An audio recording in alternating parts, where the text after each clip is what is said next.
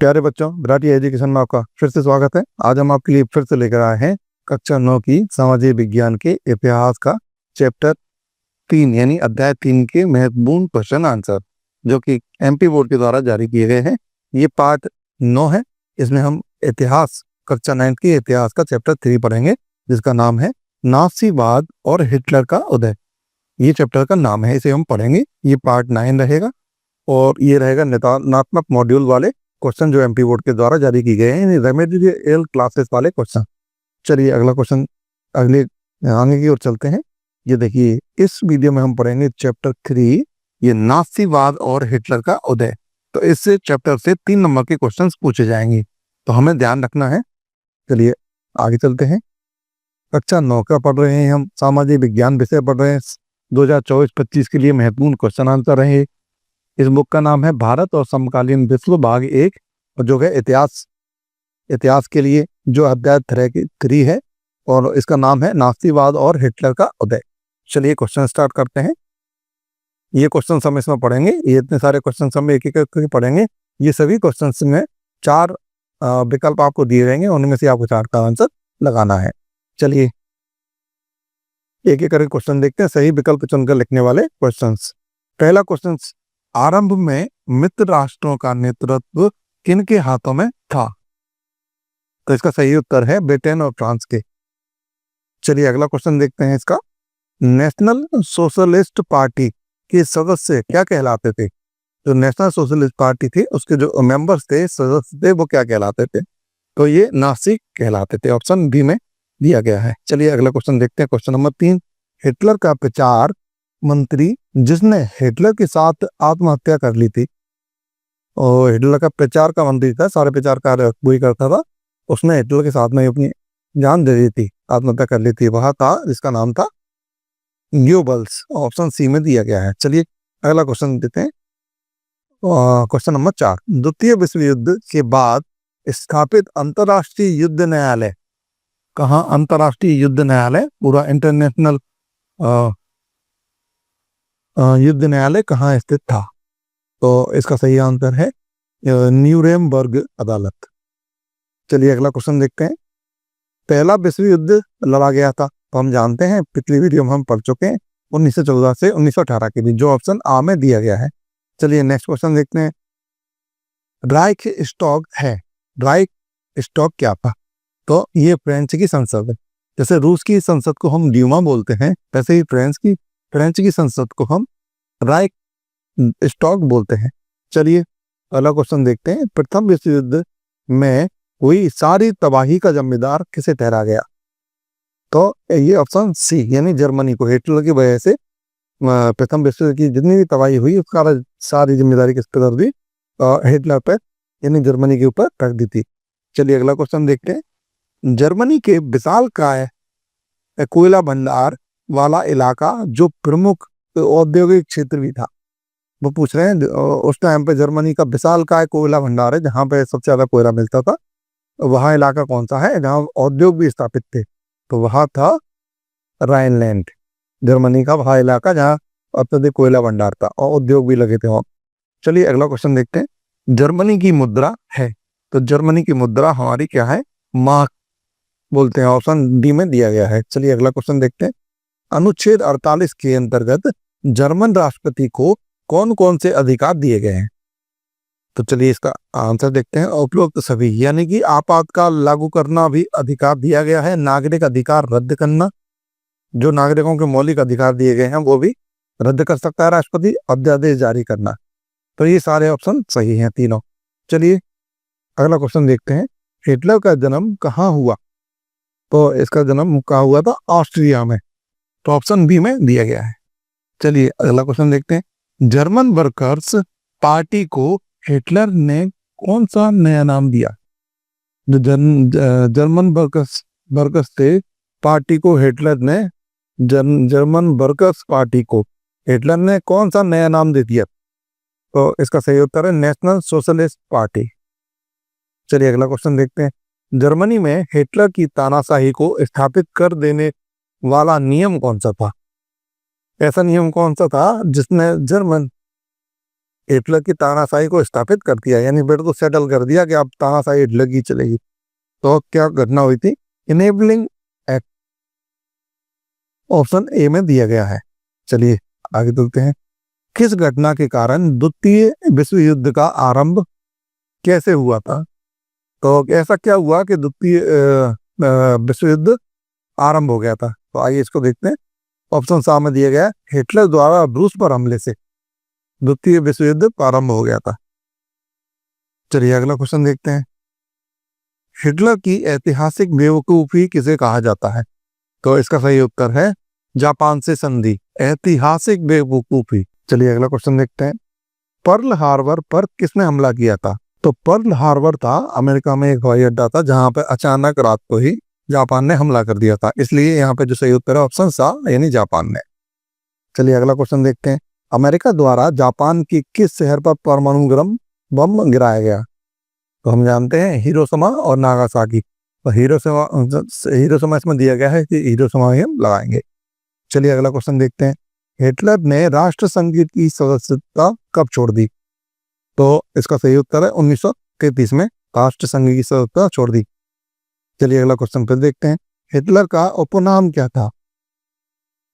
तो हिटलर का उपनाम फ्यूहर था। चलिए अगला क्वेश्चन देखते हैं। मेरे राज्य की सबसे महत्वपूर्ण नागरिक माँ है, किसने कहा था? तो ये कहा था हिटलर ने। चलिए अगला क्वेश्चन देखते हैं।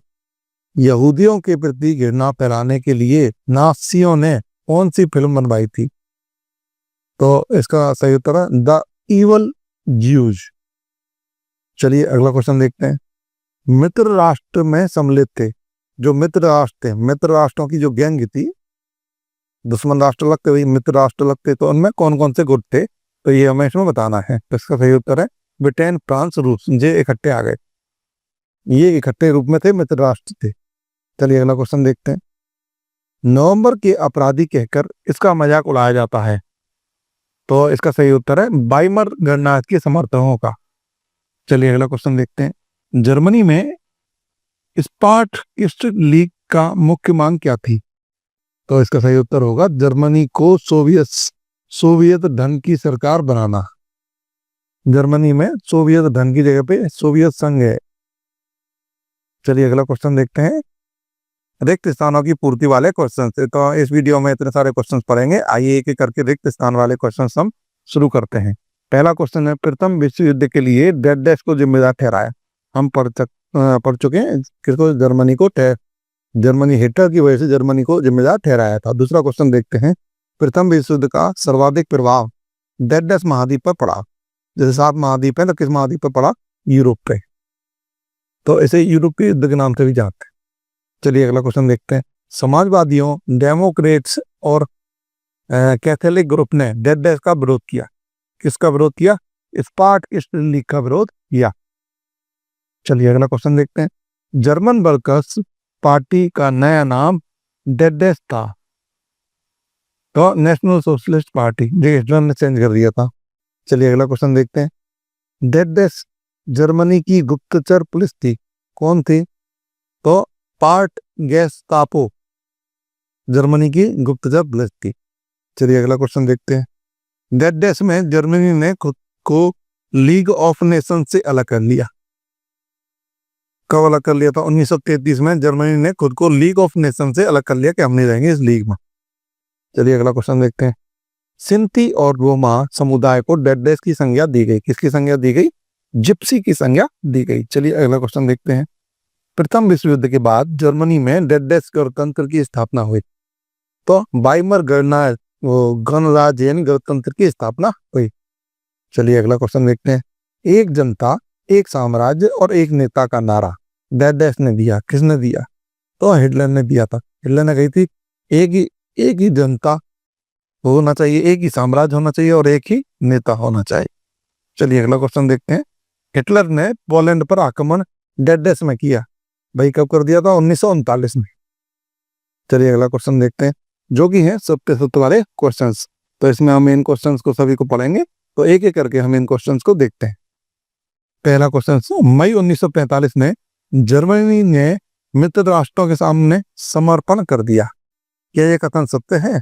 तो ये कथन सत्य है। मित्र राष्ट्र का मतलब बताया था अमेरिका, फ्रांस, रूस। चलिए दूसरा क्वेश्चन देखते हैं।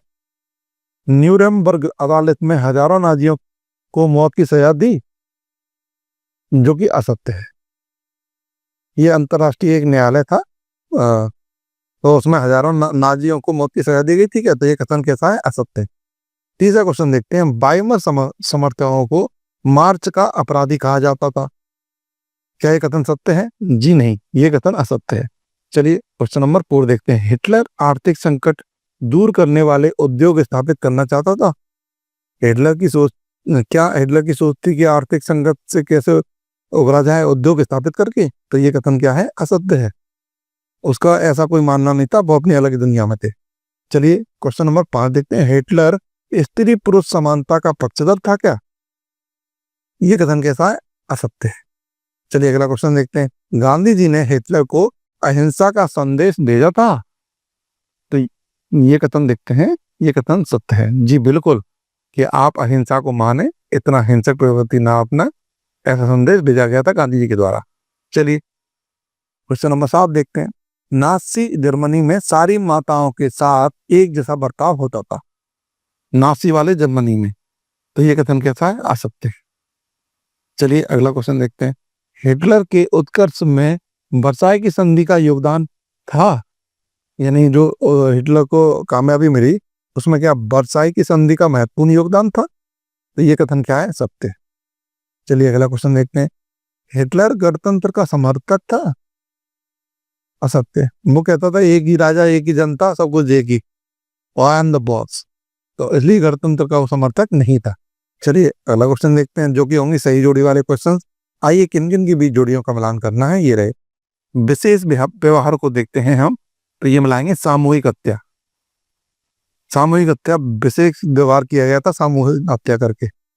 तो दूसरा देखते हैं अंतिम समाधान, तो यहूदियों की हत्या, उसको मानते थे कि यहूदियों की हत्या करते हैं, वो अंतिम समाधान है।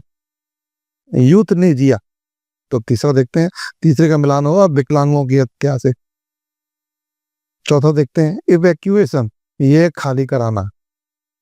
अब पांचवा है गैस टापो, तो ये है गुप्तचर सेवा, उससे संबंधित है। चलिए नेक्स्ट क्वेश्चन देखते हैं। ये रहेंगे एक शब्द वाले उत्तर, तो इस वीडियो में हम पढ़ेंगे। ये देखिए, इतने सारे क्वेश्चंस को पढ़ेंगे एक एक करके। आइए एक एक करके इन क्वेश्चंस को देखते हैं। अमेरिका कब मित्र राष्ट्रों में शामिल हुआ?